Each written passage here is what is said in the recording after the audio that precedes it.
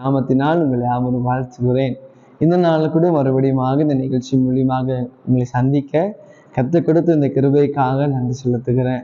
நீங்களாம் நல்லா இருக்கீங்க என்று நான் கர்த்தருக்குள் விசுவாசிக்கிறேன். இந்த நாளில் கூட ஆண்டவர் நம்மோட வேதத்திலிருந்து நீதிமொழிகள் 28ஆம் அதிகாரத்துல 14ஆம் வசனத்தை வாசிக்கலாம். Proverbs chapter 28 verse 14 இப்படி வசனம் சொல்லப்பட்டிருக்குது.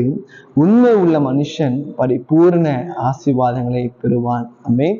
இன்னைக்கு நிறைய பேர் வாழ்க்கையில பார்க்கும் போது இன்னைக்கு நிறைய பேர் கேட்கிற கேள்வி என்னன்னா, ஏன் என் வாழ்க்கையிலும் ஒரு பரிபூர்ண ஆசீர்வாதத்தை பார்க்க முடியல? என்னோட ஃபுல் ஸ்ட்ரென்த்தை கொடுத்து நான் வேலை செய்கிறேன், என்னோட ஃபுல் டேலண்ட்டை கொடுத்து, என்னோட ஃபுல் இன்வெஸ்ட்மெண்ட்டை கொடுத்து நான் வேலை பண்ணுறேன். ஆனால் எனக்கு ஒரு பரிபூர்ணமான ஆசீர்வாதம் இல்லையே, ஒரு ஜெயத்தை நான் பார்க்க முடியலையே அப்படின்னு நீங்கள் நினைக்கிறீங்களா? அன்னு சொல்றாரு, உண்மை உள்ள மனுஷனுக்கு கர்த்தர் பரிபூர்ண ஆசீர்வாதங்களை தருகிறாரு. அப்போ கொஞ்சம் யோசித்து பாருங்களேன், நம்ம வாழ்க்கையில ஏன் இன்னும் ஆசீர்வாதத்தை பார்க்க முடியல? ஏன் ஒரு பரிபூர்ண ஆசீர்வாதத்தை பார்க்க முடியல? ஏன் வெறும் கொஞ்சம் ஆசீர்வாதத்தை நம்ம பார்க்க முடியுது? இல்லை நம்முடைய வாழ்க்கையில கொஞ்சம் விதமான நன்மைகள் தான் இருக்கிறது இல்லைங்களா? ஆனா ஆண்டு சொல்றாரு, இன்னைக்கு நீங்க உண்மையா இருந்து பாருங்களேன், கர்த்தர் உங்க வாழ்க்கையில ஒரு பரிபூர்ண ஆசீர்வாதம். ஆமென். இன்னைக்கு நம்முடைய வாழ்க்கையில இன்னைக்கு நிறைய பேர் சொல்லுவாங்க, நான் எவ்வளவோ நான் உழைக்கிறேன், ஆனா அதுக்கேற்ற ஒரு பலனை என்னால பார்க்க முடியல அப்படின்னு நிறைய பேர் இருக்கிறீங்களா? இன்னைக்கு ஆண்டவர் சொல்றாரு, நீங்க ஆண்டவருக்காக நீங்க உண்மையா இருக்கும் போது அவர் ஏசப்பா உங்களுக்கு ஒரு பரிபூர்ண ஆசீர்வாதம் இருக்க போகிறாரு.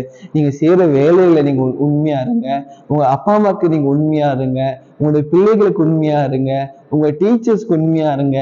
நீங்க செய்யற காரியங்கள் உண்மையா இருக்கும் போது, நீங்க செய்யற சின்ன சின்ன காரியமா இருக்கலாம், எல்லா காரியத்தையும் உண்மையா இருந்து பாருங்களேன்.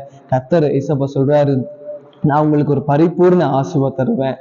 ஒருவேளை இந்த உண்மை இல்லாத நாளத்தினால இன்னைக்கு பார்க்கணும், நம்முடைய வாழ்க்கையில அநேக காரியங்களை நம்ம இழந்து போயிருக்கலாம். இல்லை நம்முடைய தொழிலை எழுந்து போயிருக்கலாம், நம்முடைய ஆசீர்வாதங்கள் எழுந்து போயிருக்கலாம், நம்முடைய சமாதானத்தை எழுந்து போயிருக்கலாம், இல்லை நம்முடைய நிம்மதி எழுந்து போயிருக்கலாம். ஆனா இன்னைக்கு ஆண்டு நம்மோட பேசுகிற என் அன்பு மகனே, என் அன்பு மகளே, எந்தெந்த காரியத்துல நம்ம உண்மை இல்லாம இருக்கிறோமோ இன்னைக்கு ஆண்டு ஒப்பு கொடுத்து, இசப்பா இன்னிலிருந்து இசப்பா என்னுடைய அப்பா அம்மாவுக்கு உண்மையா இருப்பேன், என்னுடைய பெற்றோருக்கு உண்மையா இருப்பேன், என்னுடைய வேலை செய்யறதுக்கு உண்மையா இருப்பேன், நான் செய்கிற ஒவ்வொரு சின்ன சின்ன காரியத்துல இசப்பா நான் உண்மையா இருப்பேன்னு சொல்லும் போது ஆண்டு சொல்ற, நிச்சயமா அவர் உங்களுக்கு ஒரு பரிபூர்ண ஆசீர்வாதம், ஒரு பரிபூர்ண சுகம், ஒரு பரிபூர்ண விடுதலை, ஒரு பரிபூர்ண சமாதானத்தினால கர்த்தர் நிரப்புவாரு. அங்க எத்தனை பேர் ஆசைப்படுகிறீங்க?